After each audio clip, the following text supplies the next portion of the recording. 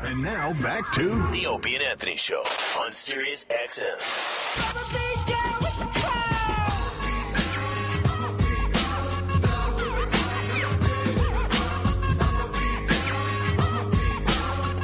Yeah. Insane Clown Posse in studio for the first time. Yeah. Very fucking cool. Wait, what mic is that one there, Sam? Yes, Number Sam. 8. Sam's very, very familiar with you guys and a huge fan. Yeah. Turned me on to it a little while back, although I've known about you guys for forever. Quite a while.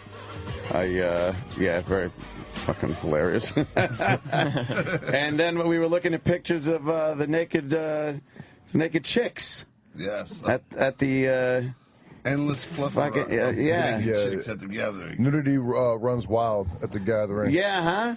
Thank God not with dudes, you know. Right. No, we don't need that. Just way stuff from that. Wait, how do you get that done though? Because we used to do a lot of road shows and we get the girls to flash, but you get like totally nude women to just walk around the whole time. Let me just say, having attended every gathering, top quality nudity girls too. Top quality. Oh yeah. I'm sure you've seen that in the photos. We saw some top quality and saw some, a couple of their friends that came along. What? All I've ever seen is the highest of standards at the gathering. That's the way we like it. And nobody, on a real tip, everybody's accepted. Yeah. I mean, you could be a 600-pound dude walking with your shirt off in the heat, and nobody's even going to double take. Take it from me. Erock's going to love going. I've peeled my shirt off plenty of times. And nobody's done a double take so much as, said, holy, everything's always been great. So you're saying nobody should be self-conscious about being not perfect physically because nobody gives a shit? Not together. It could be the most hideous broad in the world, you know what I'm saying? Right. Just asshole naked, you know what I'm saying? And there's going to be a dude there like, what's up? Yeah, exactly. A lot of sex going on. Yes. Yeah? Yes. Yeah. That's pretty fucking cool, too. I know a porn girl who's obsessed with you guys, and I'm obsessed with her. She only does, like, lesbian porn, so she won't let me near her pussy, but she's fucking sexy, and she goes every year, and she says she's totally naked, and she's like, it's really weird, like, nobody touches you or does anything shitty, and she's like, one guy grabbed her, and then she's like, other people jumped in and, like, fucking smashed him, and like, she's like, it's oddly respectful when you're naked. People aren't fucking that big of animals. That's why I walk around naked. That's all their way of hoping to get some pussy. Right. The white knight fucking guy. Hey, leave her alone. And he's fucking got his dick out. The one that wants to save her. It's already hard. Yeah. Shit.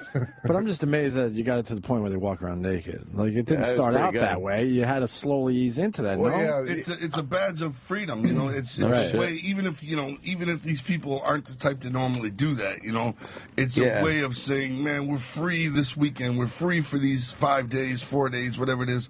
We're free, and that's why you get people who maybe not normally flaunt their titties flaunting away because, man, they just want to wave that flag. They just want to take advantage of the opportunity. I can do this, so I'm doing it.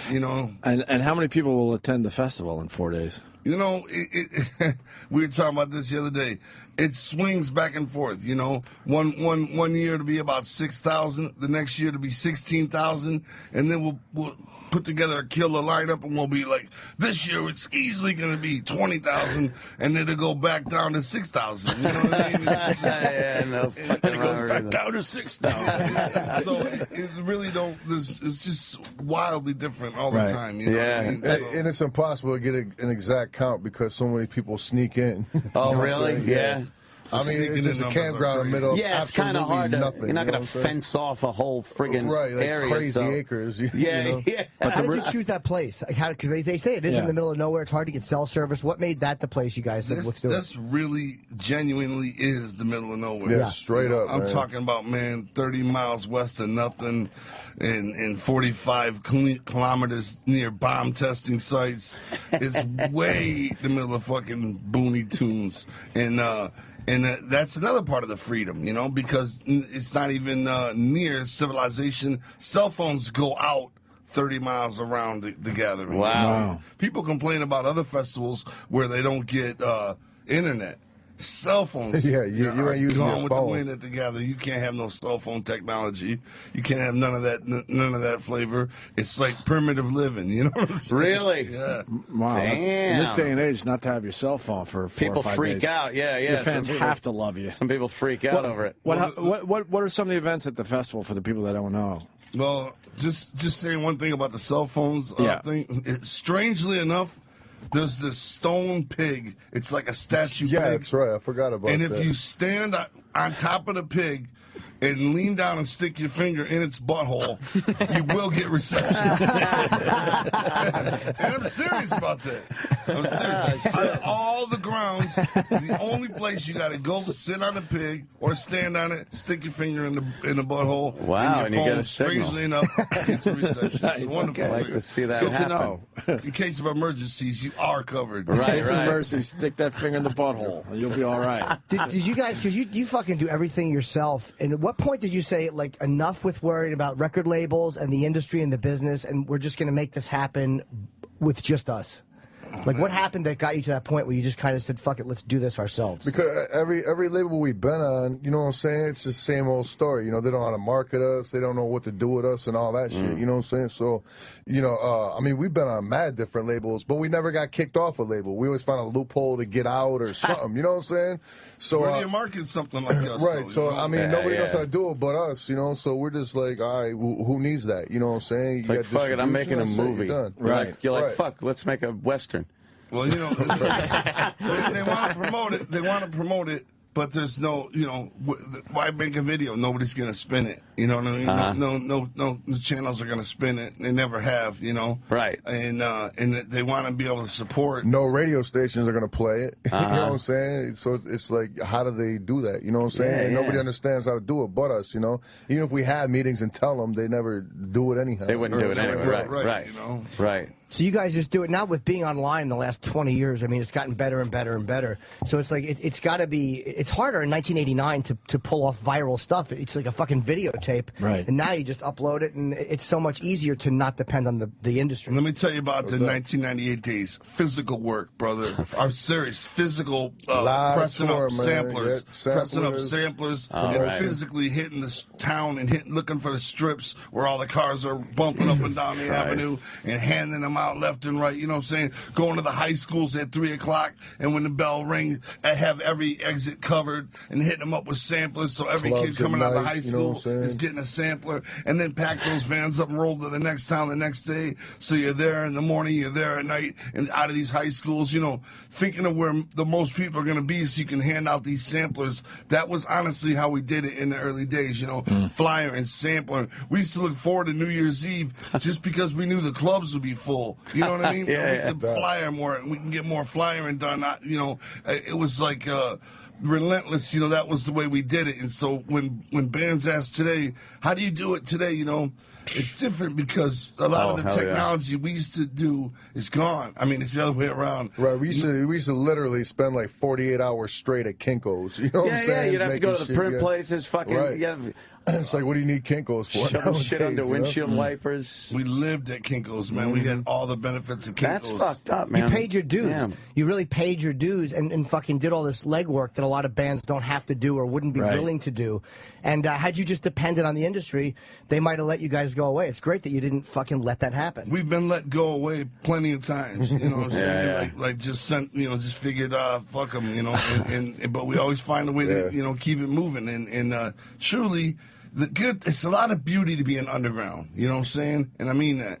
When you're underground, your destiny is in your hands. Yeah. Think about it. You know, not to say anything's wrong with Kid Rock, but think about being like an artist like, well, Kid Rock's different because he's at that huge level of stardom. Right, he's at that But crazy think level. you're in a band, right?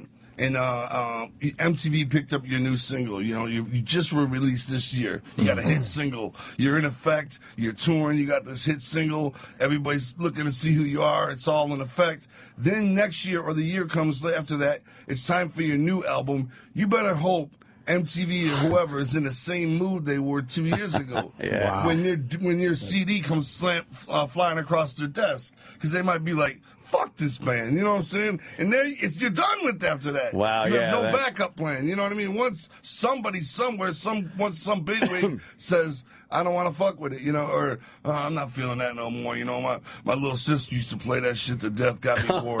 No more of that. You know what I mean? That's it. You're done with. But at least when you're underground, when you're doing it yourself, it's all up to you how successful you want to be. Only there's a cap. You can't be too successful, but at least you can survive, and that's a definite. You know you can get out there and pound the pavement and hit the road and stay on the road and stay at work as long as you need to be relevant. Right. And to maintain and to be, you know, part of the industry. And it's hard work, but at least your fate is in your own hands, and it's not up to somebody else who's having a bad day and says, fuck them, you know what I mean? And then you're bummed out from there. Next thing you know, your record label drops you. It's just not happening like it was a couple years ago, you know, sorry. Right. And it sucks because you had nothing to do with it, whether that shit was good or not. Doesn't matter, you know. So, how often are you doing stuff for the band? Is it every day? Yeah. We have a building. Every day. We have a building with 34 employees in one of them, and another building with, I believe, 6 employees. And it's all day, every day. You know, every. What kind of stuff day. do they do on a regular day? Because no one really knows the business of this, you know? It's crazy. We got like a video department. We got like we got four guys working in the video know? department, and they're putting together the infomercials. They're putting together the regular commercials. You know, they're putting together our videos. They're putting together little. We got merchandise about us. You know, we got a whole warehouse just for printing merchandise. You know, not only do we have a web store that ships and orders from anywhere in the world, you know, but we also have a web store down the street that actually creates the shit, you know, the screen printing, the web embroidering, all of that shit, you know what I mean? So we do everything, and then you go upstairs, we got people who run the websites, not only of InsaneClownPosse.com, but also all the other groups on our label, you know. So we got a hard-working gang of people. And every morning, we sit around this big presidential table. You should see this motherfucking table, man. I don't know where we got it, but it had to be straight out of the Oval Office. This motherfucker presidential table. And it's huge. And we sit, everybody sits around it. We kind of go around the table. Everybody talks about what everybody's doing. That way, everybody can give advice to everybody, and everybody's kind of involved in everything going on. And it's just that. It's every day, man. It's hard work, but how long you guys been at it? Since 1989. Wow, over 20 years. And you guys met in Detroit. Did you guys come up with any of the other ones we know, like Eminem and all of them? All of them. Yeah. You're all about the same age. Well, Eminem was a little bit different, you know. Kid Rock. I know you guys didn't really like each other. Well, Eminem didn't see eye to eye. Eminem kind of came up a whole different route. Because in Detroit, when we were coming up, that was like the big thing was, you know, pressing up your own records, going around, putting them on consignment, whatnot. You know what I'm saying? Doing it all yourself. Right. You know? He was more like, you know, looking for a record battle deal. rapping in a circle and, you know, sending out his demos. Right. You know, he was taking the approach, which is fine. There's 2 different approaches. There's, you know, prove yourself that you can sell records by doing it on your own and fuck waiting for a record label. Just get out there and grind and press up, you know, get your first $500 and press up your first 500 cassettes. Sell those and try to order 1,000 cassettes, you know, that route. And then there's the other route where you're entering the freestyle battles and you're showing you got skills and talent and you're out there grinding, trying to get discovered. You know, right. Which is another smart way to do it, obviously. And so Eminem's circle was in a circle that we weren't really a part of. You know what I mean? We didn't hang out at the places they hung out at. We didn't really do the shows with the people they were doing shows with. It was just different, you know. But Kid Rock was heavily a part of what we were doing. Yeah. Kid Rock was out there grinding years before, you know, he made anything happen. He was grinding. He deserves everything he's got in reality, you know. And he's not even our friend. We're just saying Right. I mean, I don't like him. I don't like his music, but I gotta respect him. You know You don't like him? No. Why? It just, you know, even back in the day when we were all coming up, you know, he just a big head kid. You know what I'm saying? Yeah. But you know what I'm saying? But I gotta respect him like crazy because of, you know, the grind he put in before he blew up into a mega star. No one handed it to him. No. So exactly. But what was the problem with Eminem? Well, you know, like the first time we ever met him, he came into a club, and It was kind of like it was a hip hop night at the club, you know, and we don't normally go there anyway. And he we usually be outside of the clubs. Yeah, flying, we never you know? was just in clubs hanging out. You know? Yeah. But for some reason, we were up in there that night, and he came up to us and gave us a flyer, and it said, Now, mind you, didn't nobody know who this guy was? I mean, you know, he didn't have a name out there or nothing in Detroit. we never heard of him. We might have heard of the name or something, but that was it. But he gave us a flyer, and it said, come to Eminem's record release party, you know, and special guest maybe. And it said ICP, Kid Rock, and Esham, who were like the 3 top names of Detroit at that time, and it said maybe, you know what I mean? Had question marks after. And I was like, why do you got a name? Why do you got our name on there like we might be there? And he was like, cuz you might be there. I'm asking you now. And I'm like, well, fair enough. You know what I'm saying? That's not a bad way to promote it. It's kind of ballsy. We might be like, well, maybe Dr. Dre will be at our shit. You know what I'm saying? So I mean, it's true. We might have been there if everything would have been. Maybe we would have hit it off that night and been cool, you know. But we were just like, man, don't promote our name on there without talking to us. You know, that's just kind of shitty, you know. And then next thing you know, he was blowing up and he was doing little interviews around Detroit, and he was dissing us in the paper here and there and saying they don't count, clown rap don't count, which is pretty much how we've always been treated. You know, clowns. How you take this shit seriously? You know what I mean? To this day, we don't get taken seriously. Yeah. So I mean, why should we? You know, we love it now. We love not being taken seriously. Was there a point where you wanted to be taken seriously, or did you always just say fuck it? I think in the beginning we probably wanted to be taken seriously. Yeah. But you know, we have no complaints of where we're at now. No, I wouldn't this for nothing. I wouldn't doubt it. But did you ever think of, like, along that line, did you ever think of, like, kind of, all right, we should change this because they're not accepting it? Not out of artistically we don't care, but like, fuck, man, this is frustrating. Before you actually went off and did your own thing? Nope. Never thought about changing nothing. No. You know what I'm saying? That was just the path it was on, you know? And, you know. We were so driven, man. Yeah, big time. We thought what we were doing was so fucking fresh, man.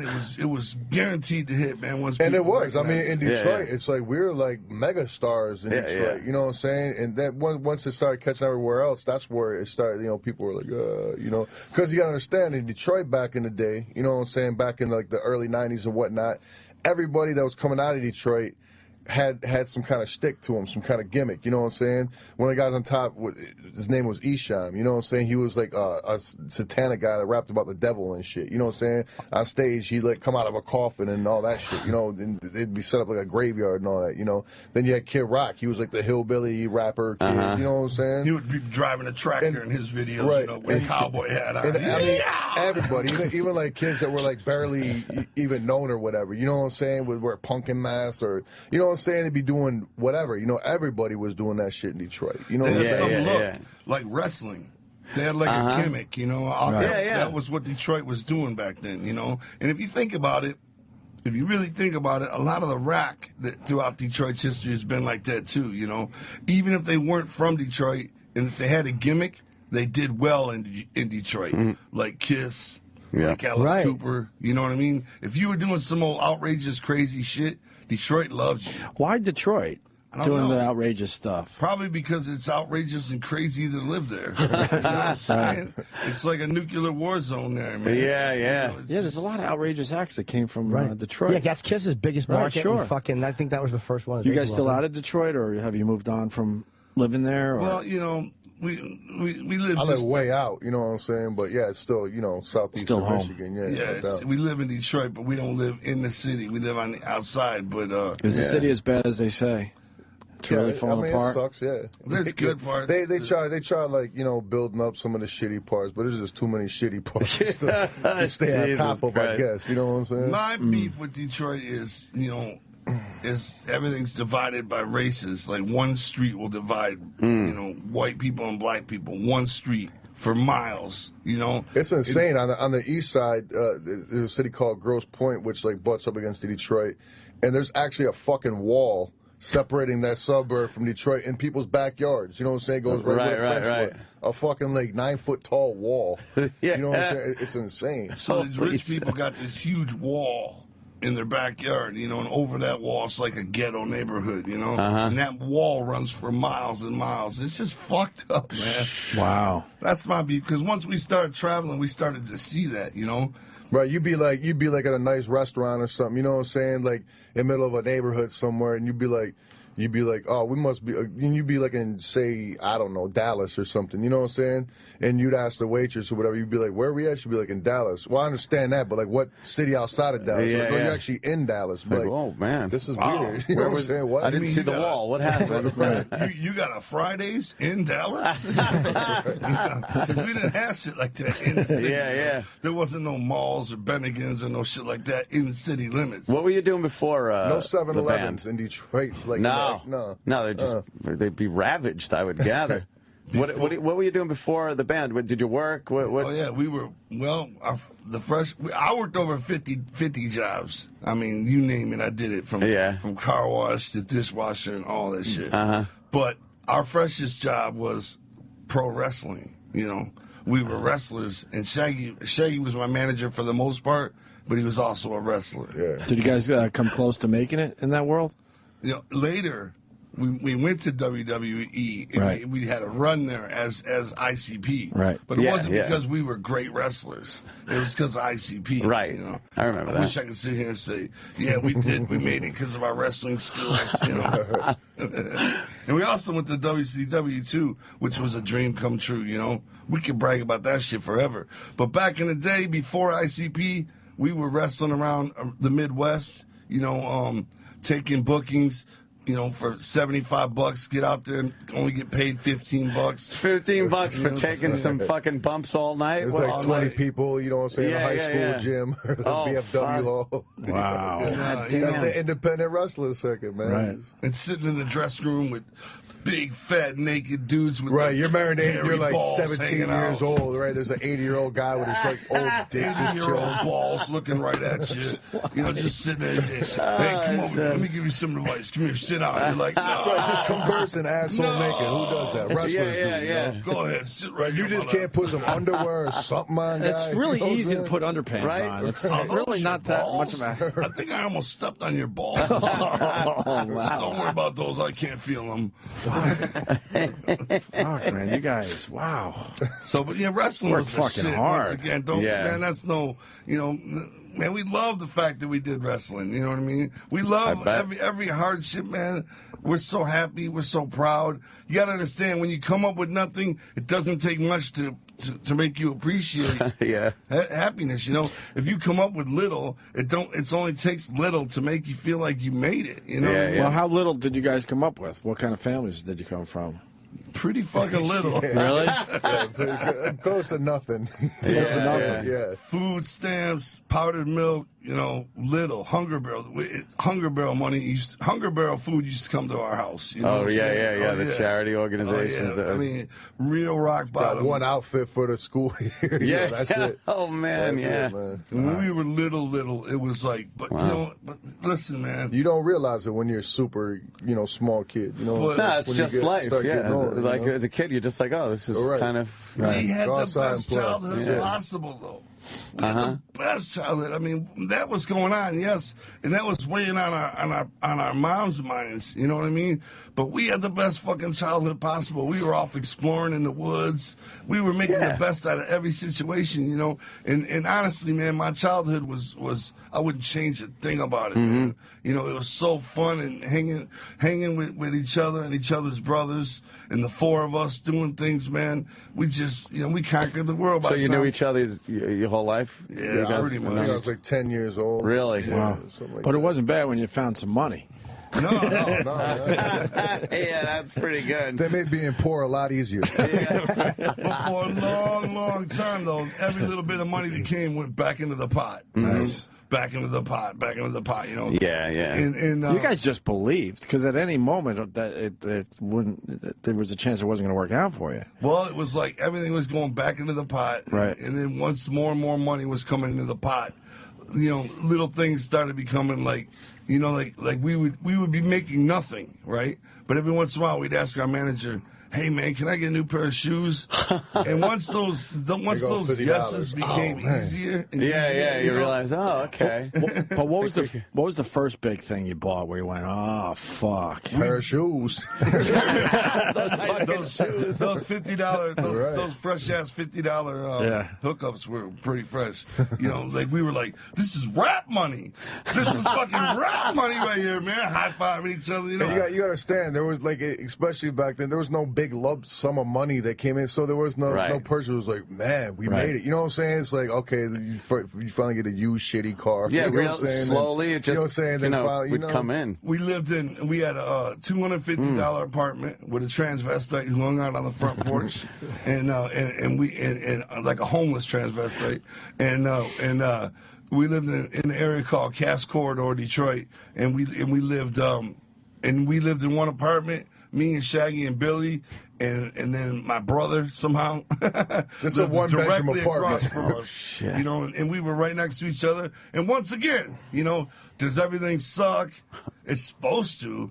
But we were just so focused and dedicated on what we were doing. It was awesome, man. And when you have the right people you're hanging out with, like, that you could just laugh about shit. It doesn't matter. You know, it makes it that much better. Yeah. You know, we bring girls over the house. We'd be like, yeah, we're broke. You know, we try to use that as our, as our thing. You know what I'm saying? That's your in. Yeah, you know, we're broke. We try to spin it on them. You know, what, you too good because we're broke? You know, no, it's not nice, like that. Guilt fuck. Like yeah, you know. I actually remember that game. You're too good for us. I could spit that game today, man. I remember using that shit. Did you guys have bad management at all? Like, did you ever have a point? Like, every artist musically seems like they go through that thing where the fucking managers steal their money. Did you have to deal with that at first, or did you? Were you able to kind of avoid that? No, 'cause our manager was never a stranger. You know what I'm saying? It wasn't just somebody we hired. You know what I'm saying? It was always, you know what I'm saying? We've only had two in our whole career. You know what I'm saying? Yeah, two managers. The first one was the guy that started off everything with us, and the second guy is our lifelong friend. You know what I'm saying? So, and our first manager came at us about 10 years ago or something. You know, we've been around 22 years, and he came around us maybe 8 years ago, and he said, look, man, you know, we got platinum and gold albums on the wall. We pretty much accomplished everything we set out to do. When you guys came to me and asked me to be your managers, it was never my goal or dream to be a manager, you know.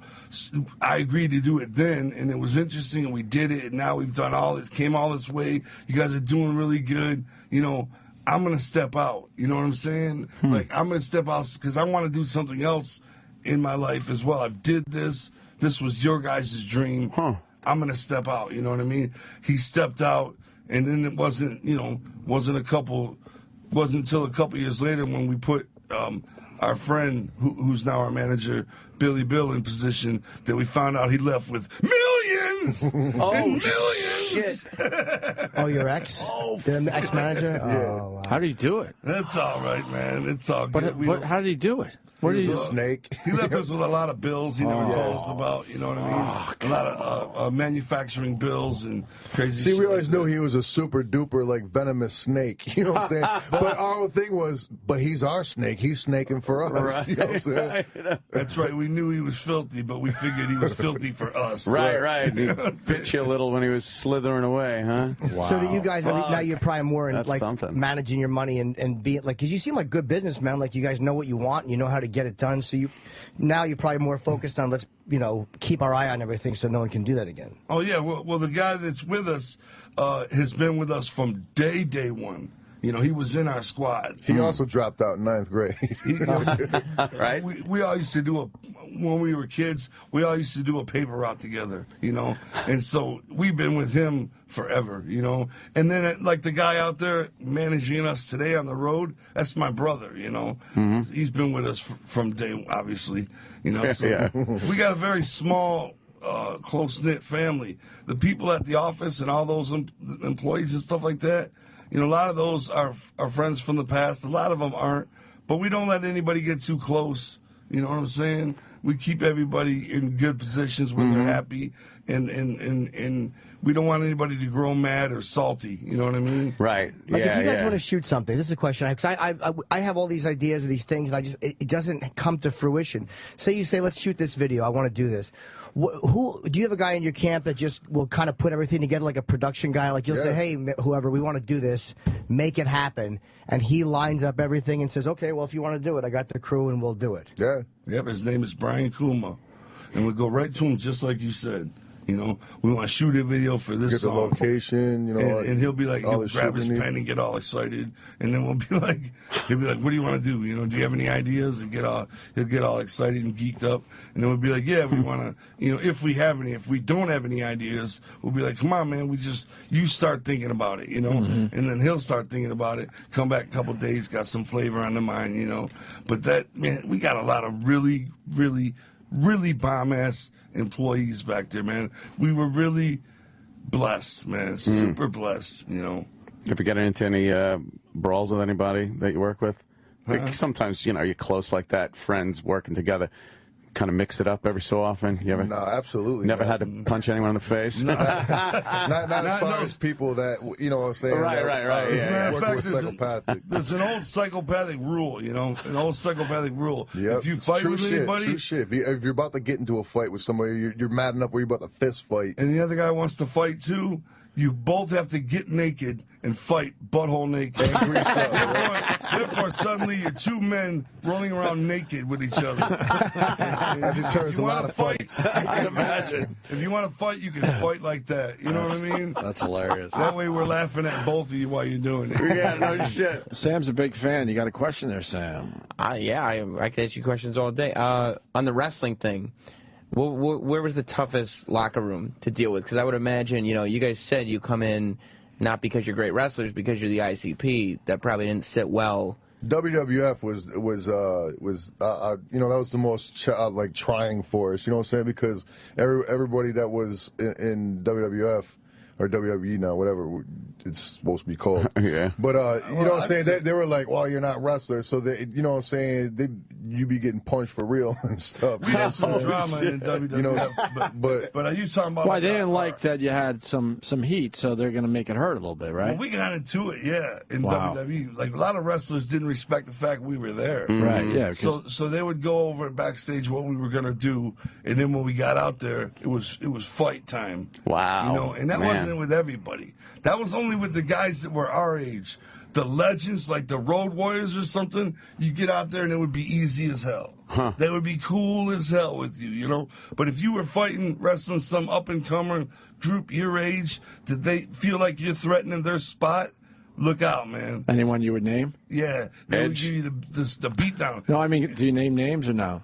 Anyone that gave you a good beating? There are friends now. Yeah, we're friends with them. You know, groups like, for wrestling fans, the Headbangers. We went toe to toe with the Headbangers. You know. Oh man. And then they would come busting in the dressing room after the show was over and be like, "How was it, guys?" And we'd be like, "Good, man." Wow, great. Just cheat because we didn't want to bitch. You know what I mean? We didn't want to sound like pussies. You know, so we'd be like, "It was great. It was great." You know? See, the whole thing with like me and the whole wrestling thing is I can't stand being in wrestling locker rooms. They're like horrible to me. You know what I'm saying? Number one, the nudity. You know what I'm saying? But, you know, I just hate the whole politics of, like, you know, behind the scenes politics of wrestling. You know what I'm saying? It's just crazy. It's like everybody just you know what I'm saying? Especially like when you got TV involved. You know, just backstabbing and hating on each other for like 30 seconds of TV time and whatnot. You know what I'm saying? Think about this. It's crazy, man. Huh. It's crazy. Let's say a wrestling show is 2 hours long, right? A concert is 2 hours long.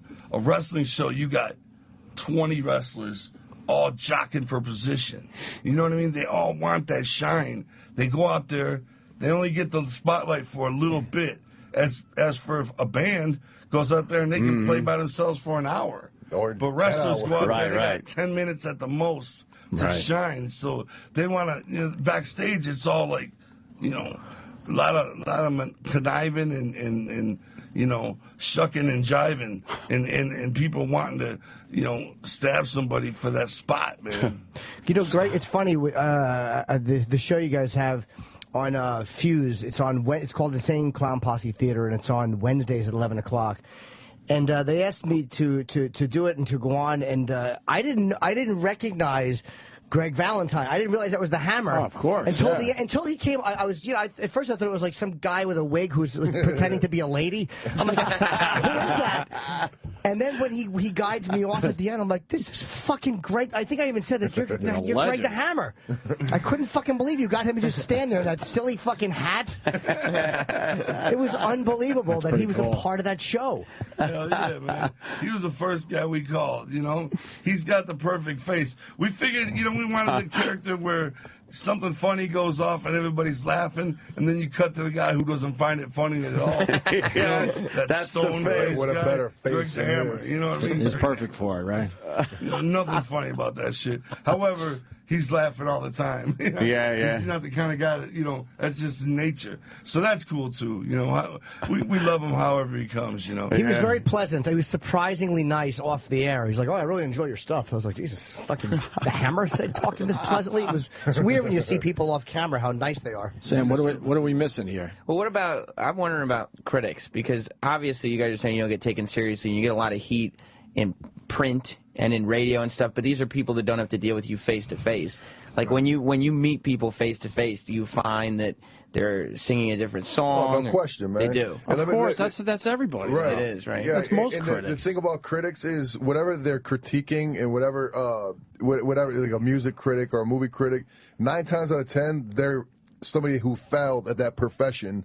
You know what I'm saying? Like music critics, you know, they're probably like in some stale band, you know what I'm saying? But usually they've tried to break into the business and they flopped. You know what I'm saying? They're a little bitter. Or they've had a record deal and they just were shitty and it fell apart. You know what I'm saying? So that's their main goal in life now is just sit there and rip other people apart because they suck. Because they want to contribute and be a part of it somehow, and they can't do it on the artistic side, so they figure, well, I'll get the respect of the artist and be a member of this community by sitting there and critiquing. And that's not an extent. That's even like movie critics. Like, what's the guy that had no fucking chin or whatever then? Jim Norton. No, the Siskel and Ebert guy. You know what I'm saying? He's got like super shitty movies he directed back in the day that are just horrible. You know what I'm saying? So what does he do later on? He becomes a movie critic. You know what I'm saying? Just disses everything. You know, but when his shit's the worst ever. I remember when we were first coming up, you know, in like 1995 or something, Spin Magazine called us and they were like, we want to do a story on you guys. We were still basically local then. We were like, hell yeah, Spin Magazine,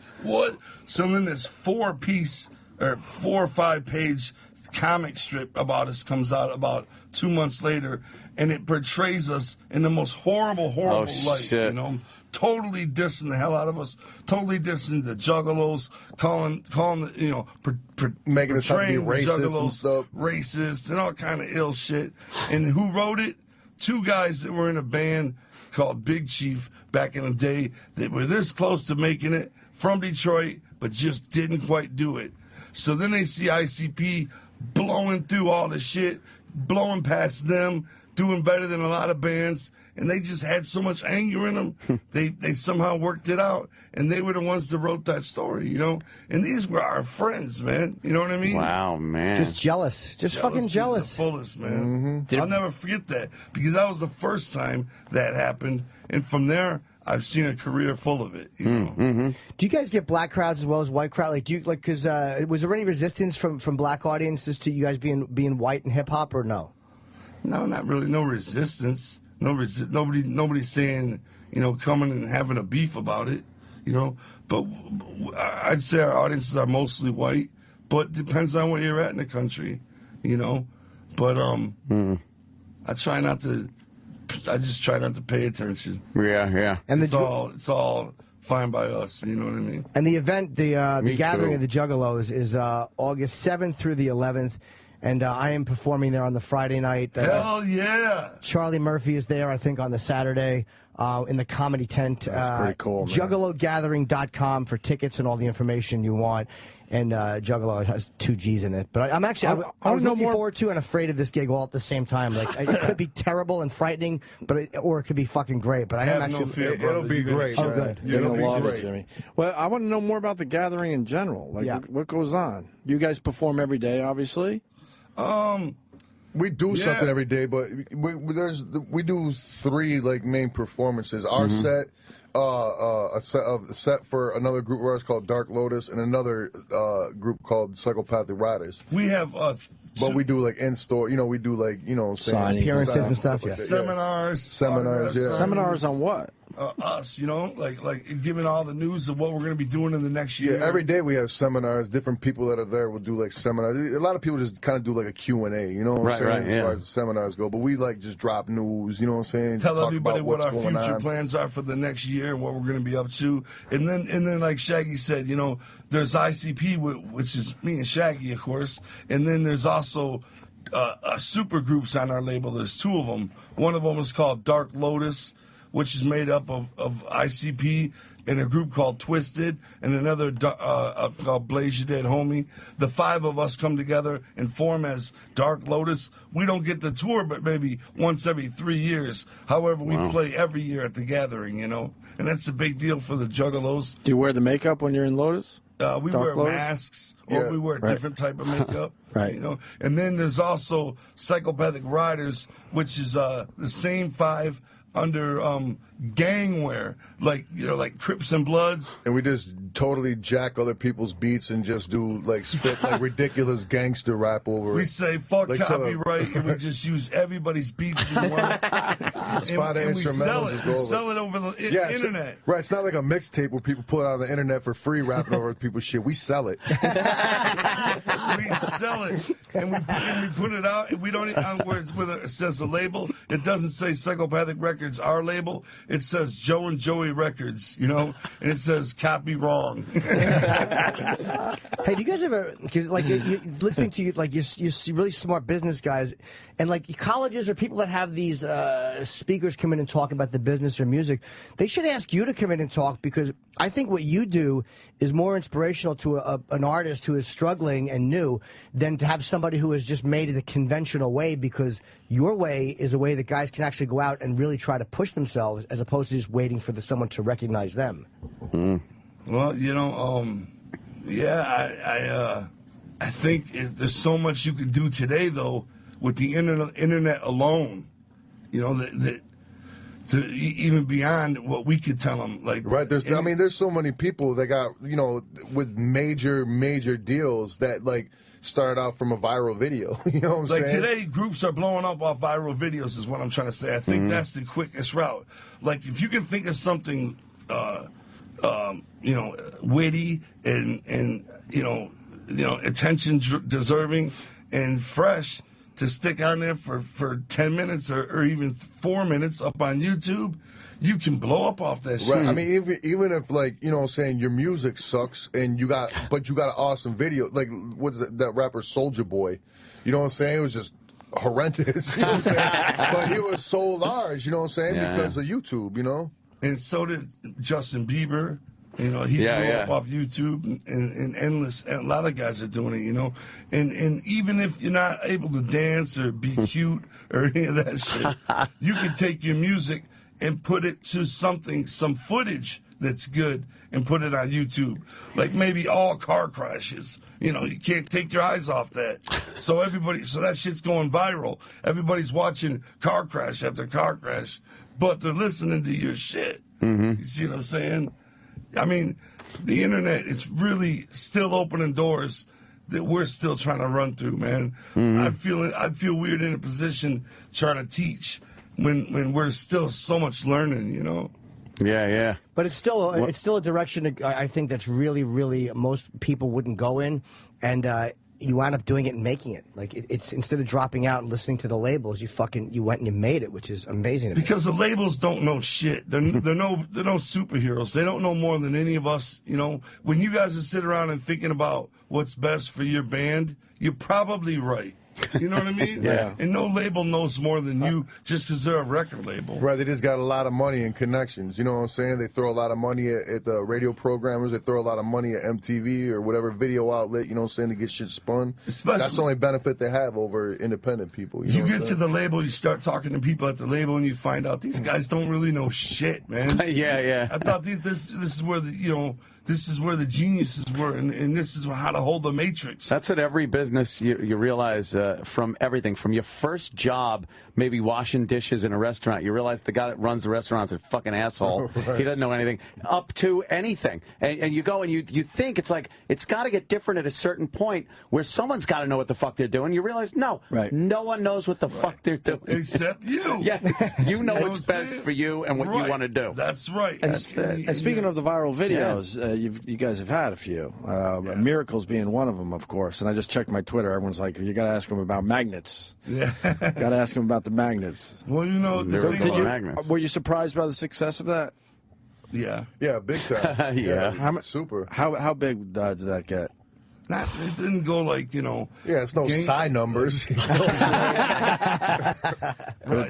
you were pretty impressed by how many views. For us, it was insane. You know what I'm saying? So, yeah. It's crazy. I like the fact you're honest too. Like, you know, you said one year you'll have 6,000, the next year 16,000, and then next year 6,000. Like there's an honesty in that, which is great. And too many people are obsessed with self-promotion and just don't tell the truth about it. Yeah, it's great. Especially with us, you know, people love digging into our shit and like trying to expose us for being bullshit. You know what I'm saying? So I mean, if we ain't truthful, somebody's gonna dig into it and be like, "Oh, you're liars." You know what I'm saying? How many years have you been at it now, as far as the gatherings go? This is the 13th. 13th. No, 14th. 14th. Wow. Fucking amazing. Man, that is cool. What about the, what's that shit with like fucking, was that the FBI saying gang? Oh, the Juggalos gang? That's straight bullshit is what that is. You know, once again, you know, people fear what they don't understand, you know? And nobody knows what the hell we're doing. We don't count. You know, people don't look at us as a real band.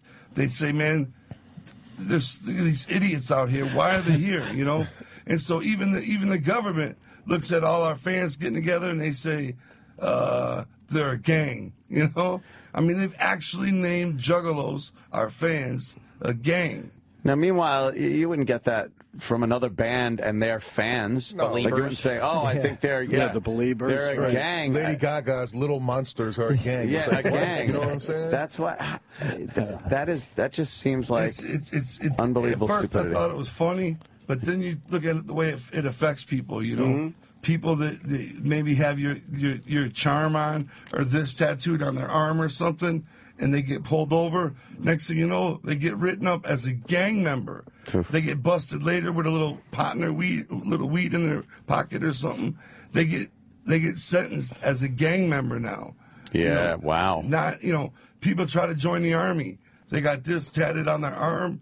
They don't get let in because they looked at as a gang member. Where did the misunderstanding start? Huh? Where did it start? Where did it start? Where all of a sudden they decided to name you guys a gang, or the fans? Misunderstanding started when we came out. I'm being honest. Right. Like there was never a time when they were like.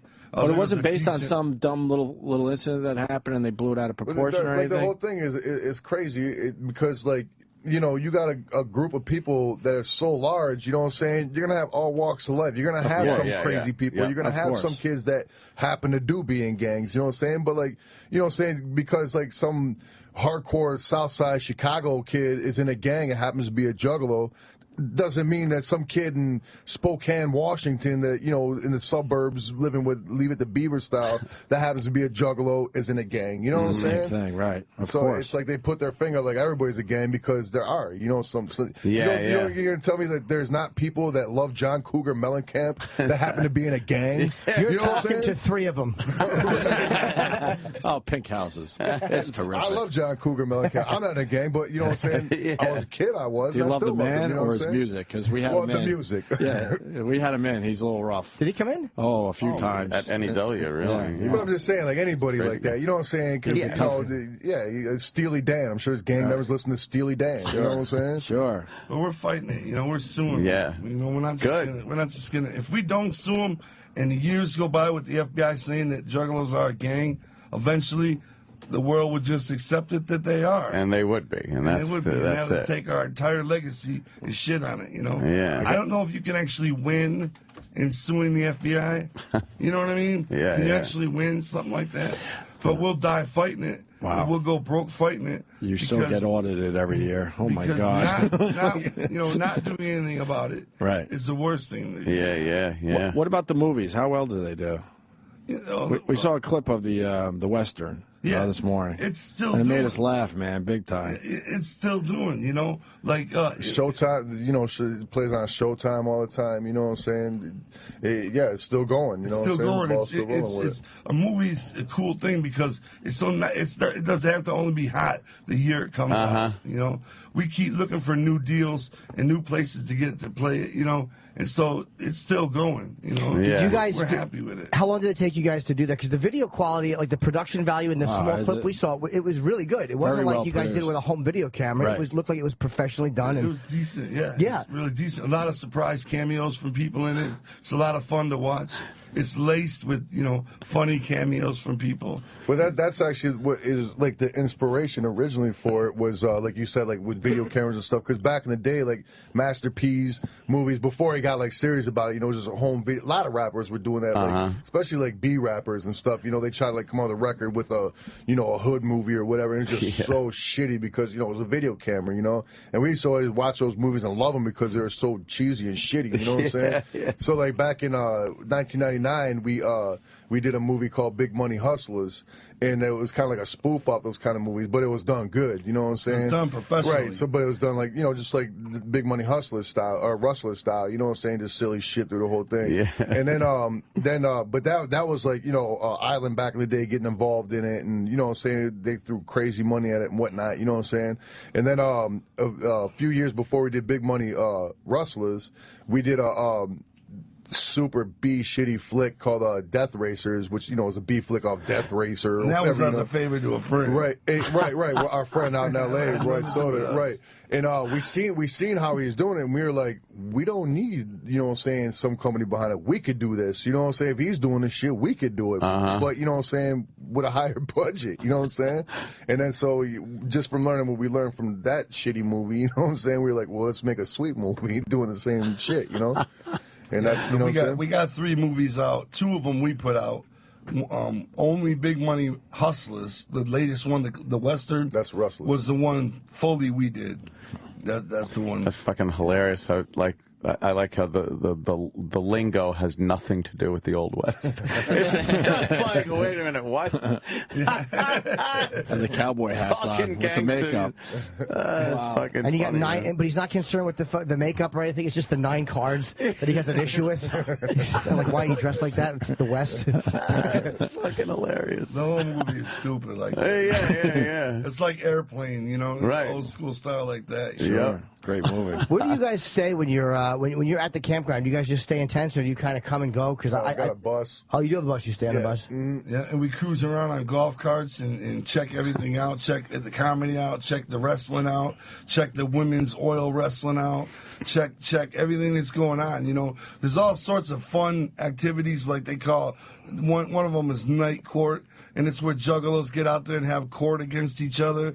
And there's like a celebrity judge and celebrity attorneys, you know. And right. That's the thing about the gathering. It doesn't stop. It's 24 hours something's going on. You know what I'm saying? There's not like a period of time where it's just downtime, you know, from like 6 in the morning until like 5. No, it's 24 it's shut hours. Down it's basically the least effective from 6 in the morning till like 1 in the afternoon. Yeah, that's what I said. But even then, there's still kids that do shit at their own campgrounds. Hundreds of zombies walking around. No shit.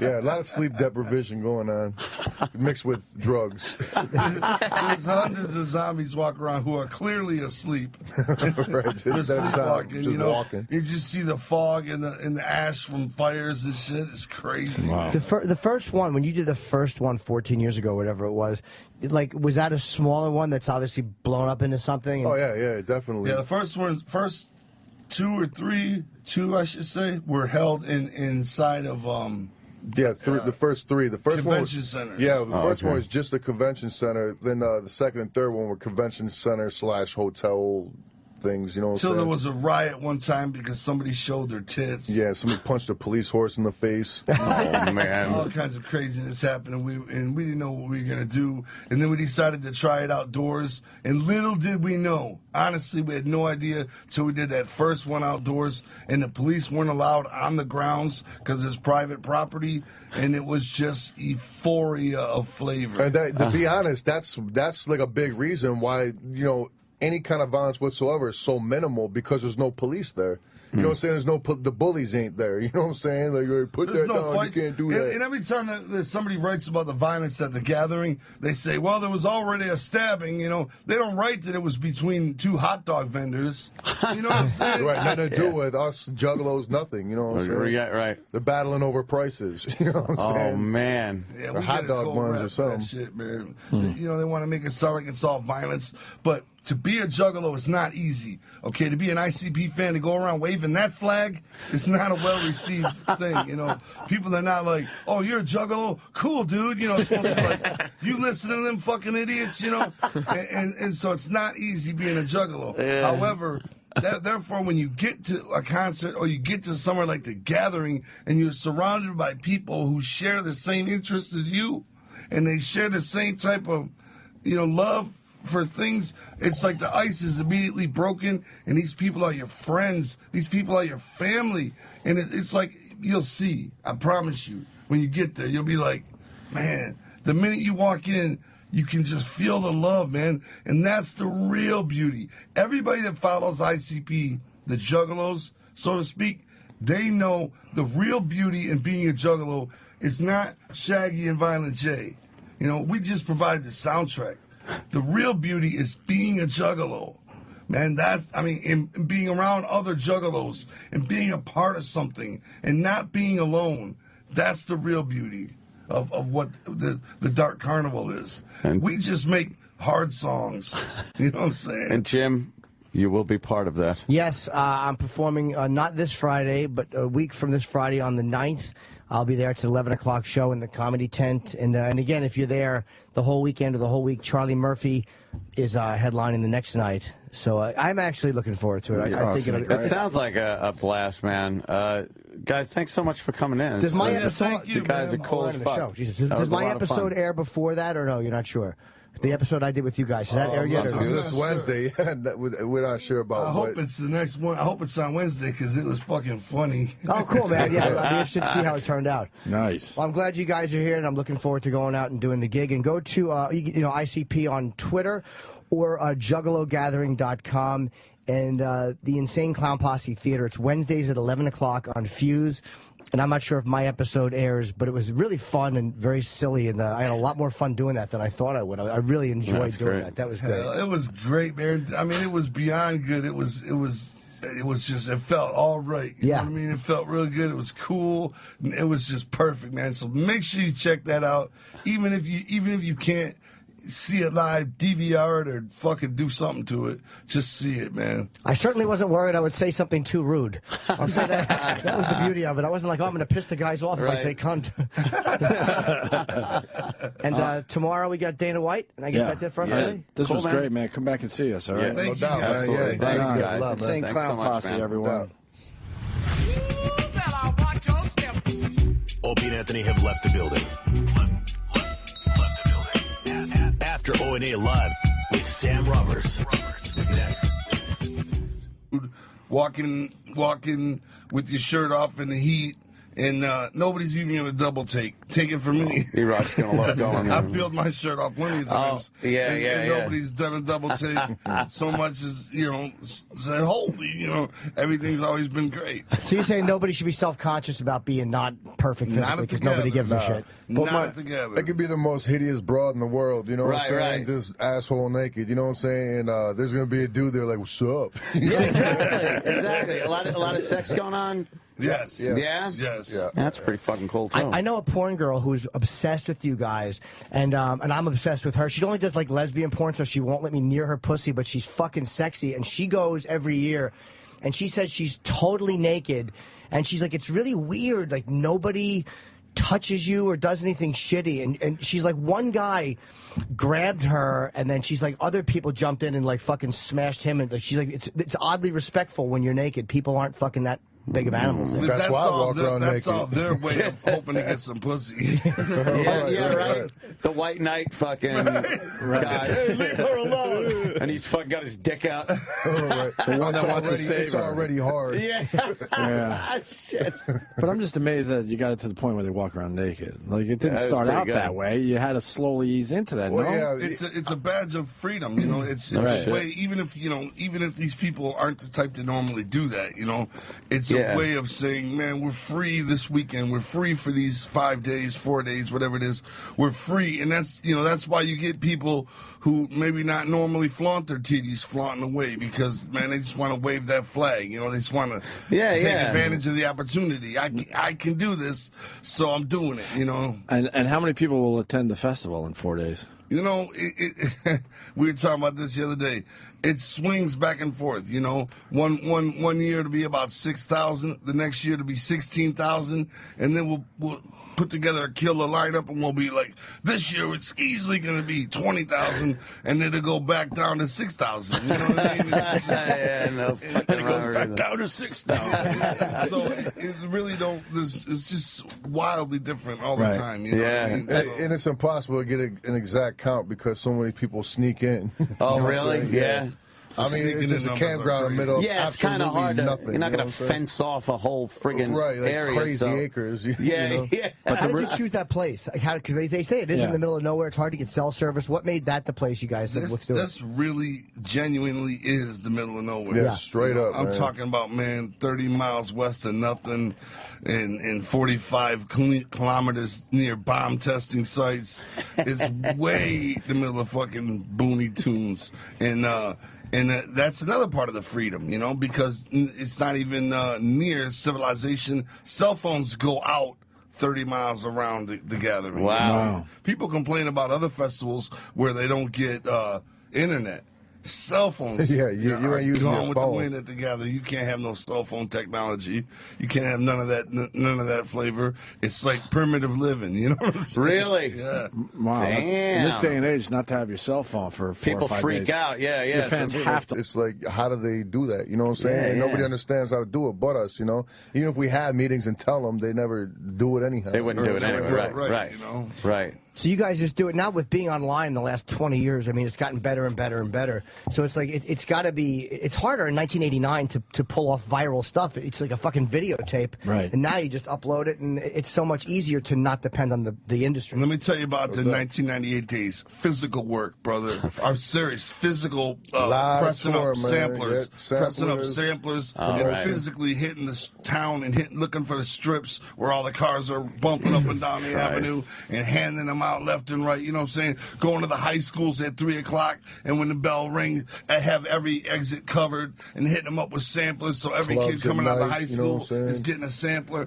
and then pack those vans up and roll to the next town the next day. So you're there in the morning, you're there at night, and out of these high schools, you know, thinking of where the most people are going to be so you can hand out these samplers. That was honestly how we did it in the early days, you know, flyer and sampler. We used to look forward to New Year's Eve just because we knew the clubs would be full. You know what I mean? Yeah, And we could flyer more, and we can get more flyering done. You know, it was like relentless. You know, that was the way we did it. And so when bands ask today, how do you do it today? You know, it's different because a lot of the hell yeah. technology we used to do is gone. I mean, it's the other way around. Right, we used to literally spend like 48 hours straight at Kinko's. You know what I'm Yeah, saying? you'd have to go to the Making print shit, places, fucking, Right. yeah, It's like, what do you need Kinko's for? shovel nowadays, shit under you know? windshield wipers. We lived at Kinko's, man. We had all the benefits of Kinko's. That's fucked up, man. You paid your dues. Yeah. I love you. Some people freak out over it. What are some of the events at the festival for the people that don't know? Well, just saying one thing about the cell phones Yeah. thing. Strangely enough, there's this stone pig. It's like a statue Yeah, pig. that's right. I forgot about And that. if you stand on top of the pig and lean down and stick your finger in its butthole, you will get reception. And I'm serious about that.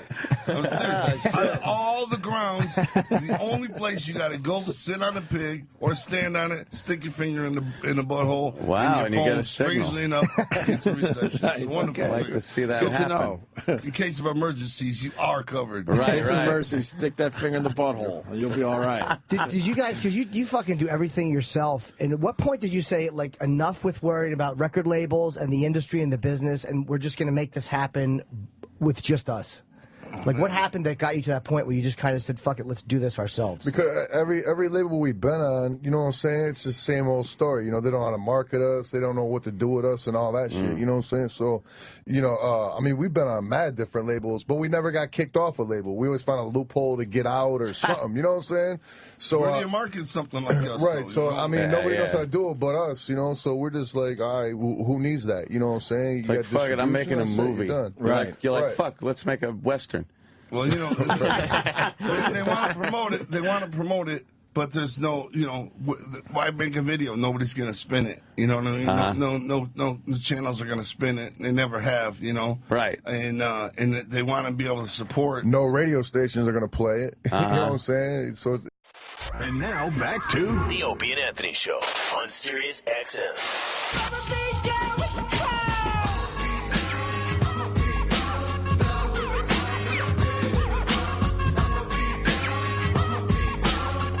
Yeah. Insane Clown Posse in studio for the first time. Yeah. Very fucking cool. Wait, what mic is that one there, Sam? Yes, Number Sam. Sam's very, very familiar with you guys and a huge fan. Yeah. Turned me on to it a little while back, although I've known about you guys for Forever. quite a while. Yeah, very fucking hilarious. And then when we were looking at pictures of the naked chicks. Yes. At the endless fluff fucking, Yeah. chicks at the gathering. Nudity runs wild at the gathering. Yeah, huh? Thank God not with dudes, you know. Right. No, we don't need that. It's just way stuff from that. Wait, how do you get that done though? Because you know we used to do a lot of road shows and we get the girls to flash, but you get like totally nude women to just walk around the whole time. Let me just say, having attended every gathering, top quality nudity girls too. Top quality. Oh, yeah. I'm sure you've seen that in the photos. We saw some top quality and saw some, you know. A couple of their friends that came along. What? All I've ever seen is the highest of standards at the gathering. Naked. That's the way we like it. And nobody, you know, on a real tip, everybody's accepted. Yeah. I mean, you know, you could be a 600-pound dude.